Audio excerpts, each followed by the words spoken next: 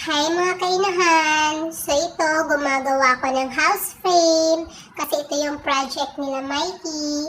Kasi nga, malapit na yung family day, kaya ito yung project na binigay para sa kanila. Pero hindi naman pwede na si Mikey ang gagawa nito kasi napakadelikado. Kasi ang gagamitin pangdikit, glue stick. Baka mapaso. Kaya ako na lang gumawa.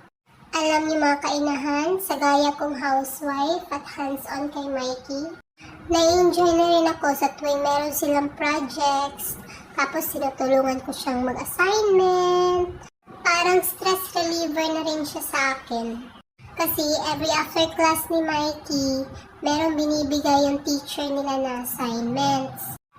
At every assignment sa sinasagutan niya, kailangan namin kunan ng video para maipakita namin sa teacher nila na sila talaga yung sumasagot. Pero in fairness kay Mikey, madali rin naman siyang turuan.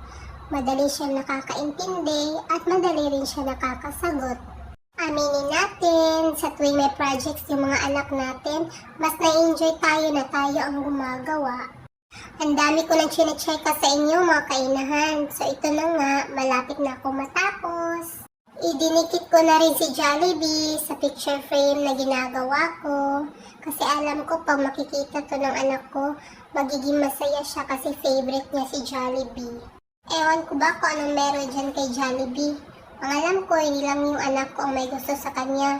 Kasi halos lahat ng bata gustong gusto siya. So ayan, finally, natapos ko na rin yung project ni Mikey. Salamat mga kainahan, bye!